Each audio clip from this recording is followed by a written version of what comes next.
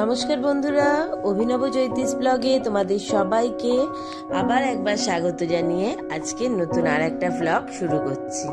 তোমরা সকলে কেমন আছো, কে কোথা থেকে আমার ব্লগগুলো দেখছো আর দেখে কেমন লাগছে সেটা অবশ্যই কমেন্ট করে জানিও। ভালো লাগলে লাইক করো, বন্ধু বান্ধবের সঙ্গে শেয়ার করো। যারা ইউটিউব থেকে দেখছো তারা চ্যানেলটাকে সাবস্ক্রাইব করে দিও, পাশে থাকা বেল বাটনটাকে অল করে দিও। আর যারা ফেসবুক থেকে দেখছো তারা পেজটা অবশ্যই ফলো করো। আজই হচ্ছে সোমবার, মানে সংক্রান্তি। পৌষ সংক্রান্তি বলে কথা, পিঠে ভাবন তো করতেই হবে। আর আগের ব্লগেই বলেছিলাম যে আমাদের বাড়ির নিয়ম অনুসারে 3 দিন বাউনি বাঁধা আর 3 দিনই পিঠে পুলির উৎসব চলে। তো গতকাল তো দেখতেই পেলে সেদ্ধ পিঠে আর হচ্ছে সরু চাগলি বানিয়েছিলাম। আর আজকে কিচ্ছু না, আজকে শুধু বানাবো হচ্ছে পাটিসাপটা। কারণ পাটিসাপটাও সেই একই রকম সরু চাগলির মতো একটা একটা করে করতে হয়। আর একসঙ্গে অনেক কিছু করলে খাবার লোকের আবার আমার বাড়িতে ভীষণ অভাব। রিক যে কোনো খাবার মিষ্টি হোক স্পাইসি হোক খেতে ভালোবাসে ঠিকই, কিন্তু অত্যাধিক এত খাবার খাবে সেরকমটা পারে না। আর তোমাদের দাদাও তাই, খাবার দাবার ব্যাপারে ভীষণ শৌখিন। সে যে কোনো খাবারই হোক পরিমাণে যত কম খাবে, কিন্তু রান্নাটা হতে হবে ততটাই ভালো। মানে যেন রান্নাটা মুখে দিয়ে যে কেউ বলতে পারে যে না এটা খেতে ভালো হয়েছে, সেই রকম খাবার ছাড়া কিন্তু যাতা রান্না খেতে পারে না। তো আজকেও সকালবেলার যেহেতু বললাম এই 3 দিন আমার বাড়িতে নিরামিষ খাবার খাওয়া, আজকেও করেছিলাম মুগের ডাল আর পুঁই মেটুলি দিয়ে একদম শুকনো শুকনো আলু পোস্ত, পাঁপড় ভাজা আর বেগুনি। তো সকালবেলা রান্না বান্না সেরে বিকেলবেলা বসে পড়েছি পাটিসাপটা জোগাড় করতে। দেখতেই পাচ্ছ 1 প্যাকেট দুধ গরম করে রেখেছিলাম। যদিও পাটিসাপটার ব্যাটারটা অনেকেই দুধ ছাড়া জল দিয়েও গোলে, কিন্তু ওই যে বললাম আমার বাড়িতে পরিমাণে খাবার কম খেলেও কিন্তু সেটা স্বাদে মানে ভালো হতে হবে। তো সেই জন্য যেমন দুধ গরম করে রেখেছিলাম, দুধের মধ্যেই পরিমাণ মতো ময়দা, চালগুড়ি, সুজি মিশিয়ে নিয়েছিলাম। আর এখন একটু সামান্য লবণ দিয়ে দিচ্ছি, স্বাদ মতো চিনি দিয়ে দিয়েছি। এই দিয়ে ভালো ভর্ত ব্যাটারটাকে তৈরি করে এটাকেও আবার 2 ভাগে ভাগ করতে হবে। কারণ আমার একটুখানি এই নতুন গুড় উঠেছে, একটুখানি নতুন গুড়ের সেন্টও থাকবে আর তার সঙ্গে রঙও থাকবে। তাই একটুখানি ব্যাটার করব গুড় দিয়ে, আর বাদ বাকি খানিকটা আলাদা ঢেলে রাখবো। কারণ তোমাদের দাদা আবার সাদা সাদা পাটিসাপটা খেতে ভালোবাসে, একদম তুলোর মতো নরম হবে আর দুধের মতো সাদা হবে। তো সেইটা আবার আলাদা হবে। আর 1 চামচ ঘিও দিয়ে দিলাম এই ব্যাটারটার মধ্যে, তাতে খেতে ভালো লাগবে আর সুন্দর একটা ঘিয়ের ফ্লেভার আসবে।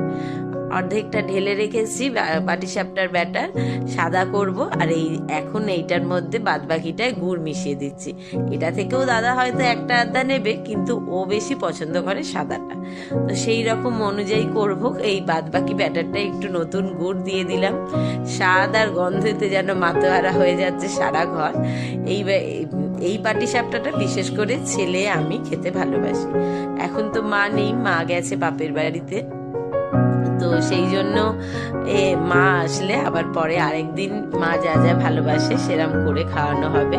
এখন নিয়ম অনুযায়ী যা যা করবার সেগুলো হয়ে যাচ্ছে। আবার এই পাটিসাপটার মধ্যেও আলাদা ব্যাপার আছে।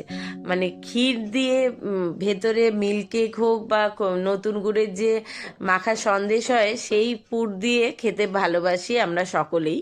আবার আমার না পাটিসাপটার ভেতরে যদি নারকোলের পুর ভরা দিয়ে যে পাটিসাপটাটা হয় সেটাও খেতে আমার বেশ ভালো লাগে। আর এই তো কটা দিন এই শীতের সময়তেই তো এইগুলো সব বানিয়ে খাওয়া হয়, তাই যা হবে হবে। আবার হবে দুধের আলাদা, মানে একই পাটিসাপটা হবে 4 রকমের। তো সেই জন্য আর আজকে অন্য কিছু করছি না, শুধুই একদম 3-4 রকমের পাটিসাপটাই হবে। তো সেই জন্য সকালবেলা রান্না বান্না সেরে রেখেছিলাম। আর রাত্রিবেলাও একটুখানি শুদ্ধ আলুর তরকারি আর সকালবেলার একটু পোস্ত আছে, অল্প করে খুব সামান্য 6টা-7টা রুটি করে রেখেছি। আর একেবারে পাটিসাপটা করতে বসেছি, কারণ জানি পাটিসাপটাটা বানাতে বেশ অনেকখানি সময় যাবে একটা একটা করে, আর এতগুলো রকমের হবে। তাই জন্য এইটার দিকে যেন তাড়াহুড়ো না করতে হয়। এই পাটিসাপটা পিঠে দিনক্ষণে সকলেরই মোটামুটি কম বেশি খেতে ভালোবাসেন। আর আমার মনে হয় বাঙালি সব বাড়িতেই প্রায় বেশিরভাগ লোকই এই সমস্ত খেতে বেশি ভালোবাসে। সেই রকমই গত দিনের ব্লগে যেমন যে কথাটা বলতে গিয়ে বলা হলো না, যে আমার বাপের বাড়িতে কিন্তু আমরা ছোট্টবেলা থেকে কোনোদিনও কোনো রকম পিঠে তৈরি হতে দেখিনি। বলতে আমার বাপের বাড়ির নিয়ম অনুসারে কোনো রকম পিঠে করা বন্ধ হয়ে গেছে। মানে হতো না এরকম নয়, আমাদের আদি বাড়ি হচ্ছে, মানে বাপের বাড়ির যেটা দেশ বলা যেতে পারে সেটা হচ্ছে বর্ধমান। তো বর্ধমান থেকে কাকা জেঠুরা, যখন আমার দাদু অনেক কম বয়সে মারা গেছিলেন, উনি গ্রামাফোনে চাকরি করতেন, তো তখন কাকা জেঠুরা ঠাকুমাকে সঙ্গে নিয়ে চলে এসেছিল কৈখালিতে। এয়ারপোর্টের আগের স্টপেজ অনেকেরই কম বেশি চেনা আছে, কৈখালিতে ওনারা থাকতে শুরু করেন, পরে ওখানেই জায়গা জমি কিনে বাড়ি হয়। সেই সূত্রে আমরাও সেইভাবে, আমার বাপের বাড়ি কৈখালিতে। কিন্তু যেটা হলো, কালের নিয়মে সবাই তো সবসময় সবকিছু থাকে না, একটু বলতে খারাপ লাগে ঠিকই, এসব কথা সবসময় বলতে ইচ্ছাও করে না। তো যেহেতু গতকালের ভ্লগে তোমাদেরকে বলেছিলাম যে আমার বাপের বাড়িতে হয় না, তার একটা কারণ আছে, সেটা কি কারণ পরে জানাবো, সেই জন্যই বলছি আর কি। এই যে মিল্ক কেকের পুর দেবো, তাই মিল্ক কেক নিয়ে বসে পড়েছি, পরেরগুলো নারকেলের ছাই দেবো। তো যাই হোক, যেটা বলছিলাম সেটা হচ্ছে আমার ঠাকুমারা বা তার শ্বশুরবাড়িতেও পিঠে পার্বণের এই সমস্ত নিয়ম কানুন সবই ছিল। কিন্তু যেটা হলো, আমার বাবা খুব কম বয়সে খুব তাড়াতাড়ি চলে গেছেন আমাদেরকে ছেড়ে। তখন আমার ঠাকুমাও জীবিত ছিলেন। যেমন নিয়ম অনুসারে ঠাকুমাও আগের দিন, অনেক দিন ধরেই উনি কিছু অসুস্থতায় ভুগছিলেন, শারীরিক সমস্যা ছিল, তো সেরকমই। কিন্তু এই রকম যে চলে যাবে এটা কেউ ভাবতে পারেনি। আগের দিন রাত্রে ঠাকুমা অনেক রকম পিঠে পার্বণ তৈরি করেছিল, পরের দিন খাওয়া হবে। রাত্রিবেলা খুব সামান্য দু একটা খাওয়া হয়েছিল, বাদবাকি সব গুছিয়ে রেখে দিয়েছিল, পরের দিন খাওয়া হবে।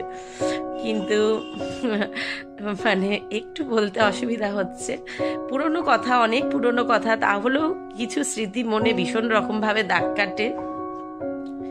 তো যেটা বলছিলাম, পরের দিন সকালবেলা উঠেই জানতে পারা যায় আমার বাবা নেই, উনি বাড়িতেই, হঠাৎ করেই উনি মারা যান। তো সেই থেকে আমার ঠাকুমা সেই সমস্ত জিনিস তো ফেলে দিতে হয়, ফেলে দিয়েছিলেন। আর সেই থেকেই আমার বাপের বাড়ির নিয়ম অনুসারে সমস্ত পিঠে পার্বণের উৎসবটাই তুলে দেওয়া হয়েছে। শুধু বাড়ির কল্যাণে কিছু, যেহেতু মা লক্ষ্মীর এটা পুজো হয় একটা, তো সেই জন্য বছরে একদিন শুধু সরু চাকলি, ওটা যেহেতু চালেরই জিনিস, সেটা বানানো হয়। আর বাদ বাকি কোনো রকম পিঠে পার্বণ আমার বাপের বাড়িতে হয় না। তো সেটাই বলছিলাম, যেহেতু বললেই ফেলেছিলাম তোমাদের সঙ্গে শেয়ার করব, তাই জন্য একটু জানিয়ে রাখলাম। এই সমস্ত কথা হয়তো বহু বহু পুরনো, অনেকগুলো বছর দেখতে দেখতে কেটে গেছে। তখন আমিও বেশ ছোট বলতে আমার বাবার মুখটাও আমার একেবারেই মনে পড়ে না, একেবারে স্মৃতির আধারে ঢুকে গেছে। কিন্তু তাহলেও তো বাবা ছিলেন। আর সবচেয়ে বড় কথা, কষ্টের যেটা বেশি মনে হয়, আমার বাপের বাড়ি পরিবারটা বেশ অনেক বড়, আমার বাবাকে নিয়ে 6 ভাই 4 পিসি। সব থেকে খারাপ লাগার বিষয় হচ্ছে, আস্তে আস্তে করে বাড়ির একটা একটা করে পিলার কমতে শুরু করেছে মনে হয়। কাকা জ্যাঠাদের মধ্যে 4 জনই চলে গেছেন পরপর। হয়তো তারা কালের নিয়মে সময় অনুসারে কম বেশি গেছেন, কিন্তু আমার বাবা বড্ড তাড়াতাড়ি অসময়ে চলে গেছেন। এখন কাকাদের মধ্যে মাত্র 2 কাকা রয়েছেন। তো যাকে এসব কথা বললে না, মনটা অসম্ভব রকম ভারাক্রান্ত হয়ে যায়, অন্য কোনো কাজ করাই সম্ভব হয় না। এসব কথা থাক, যেটুকু বলার ছিল বলে দিলাম। আর দেখো, মোটামুটি পিঠে কিন্তু গড়তে শুরু করে দিয়েছি, কিন্তু আমার পাটিসাপটা করে গামলা ভর্তি হচ্ছে না, কারণ এরই মধ্যে আমি টুকটুক করে ভেজে রাখতে শুরু করেছি। আর রিক বাবু কিন্তু তার পছন্দ মতো টুকটুক করে তুলে খাওয়া শুরু করে দিয়েছে। যাই হোক, ওইদিকে পিঠে পাটিসাপটা বেশ কিছু হতে হতে এদিকে দুধের পাটিসাপটাটা করব বলে দুধটা ফুটতে বসিয়ে দিয়েছি। দুধটার মধ্যে আমি পাটিসাপটাগুলোকে দিয়ে ফোটাই না, তাহলে কি হয় খুব তাড়াতাড়ি নরম হয়ে যায়, তো সেটা পরে তুলতে একেবারে গলে যায়। তো এখানে একটুখানি একদম লাল দুধটা নিয়েছিলাম, মোটা ঘন হয় বলে, সেটা ভালোভাবে ফুটিয়ে একটু ঘন করে নিচ্ছি। আর তাতে একটা ছোট এলাচ আর কিছুটা জাফরান দিয়ে দিলাম। এটা দিলে একটু রংটা সুন্দর আসবে। এটা দিয়ে ঘন করে ফুটিয়ে খুব সামান্য একটুখানি গুড়ের হাতাটা দিয়ে নাড়িয়ে দিচ্ছি, তাহলে কি একটু রংটাও চেঞ্জ হবে আর একটু গুড়ের ফ্লেভার আসবে। আমি অবশ্যই এতেও 2-1 ফোঁটা ঘি দিই, তবে এটাও আমার পছন্দ অনুসারে। একটু ঘিয়ের ফ্লেভার যে কোনো মিষ্টি জিনিসে কিন্তু খেতে দেখো ভালোই লাগে, খারাপ লাগে না। কখনো যদি ইচ্ছা হয় এরমভাবে বানিয়ে আমাকে জানিও। মোটামুটি দুধটা বেশ ঘন হয়ে এসছে। এবার একটা একটা করে পাটিসাপটা ওপর দিয়ে দেবো, আর তার উপর ছড়িয়ে দেবো একটুখানি যে নারকেলের পুরটা করে রেখেছি সেটা। তাহলে না ওটা পরে জমে ঠান্ডা হয়ে গেলে খেতে দারুণ সুন্দর লাগে।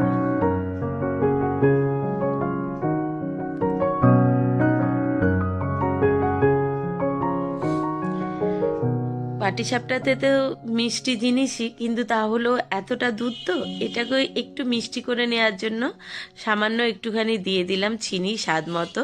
ওটাও ফুটে গলে গেছে, তাই গ্যাসটা বন্ধ করে এবার পাটিসাপটাগুলো দিয়ে দিচ্ছি।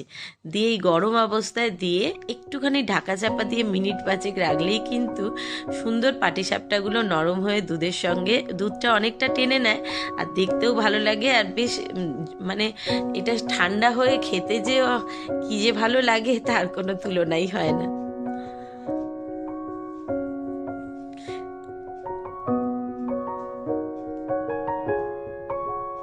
এই যে আমার পাটিসাপটা, এখানে দুধের পাটিসাপটা রেডি। আর আগে তো দেখতেই পেলে যেগুলো গুড়ের পাটিসাপটা ছিল, মানে গুড়ের যে ব্যাটারটা করেছিলাম সেই পাটিসাপটাটাও হয়ে গেছে।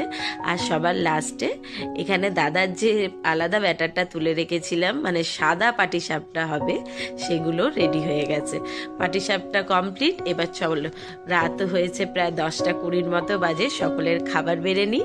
আজকের ভ্লগটাও এখানে শেষ করছি। তোমাদের সবাইকে শুভরাত্রি জানিয়ে সকলে ভালো থেকো, সুস্থ থেকো, সাবধানে থেকো। খুব শিগগিরই নতুন আর একটা ভ্লগ নিয়ে ফিরে আসবো। এখনের মতো টাটা।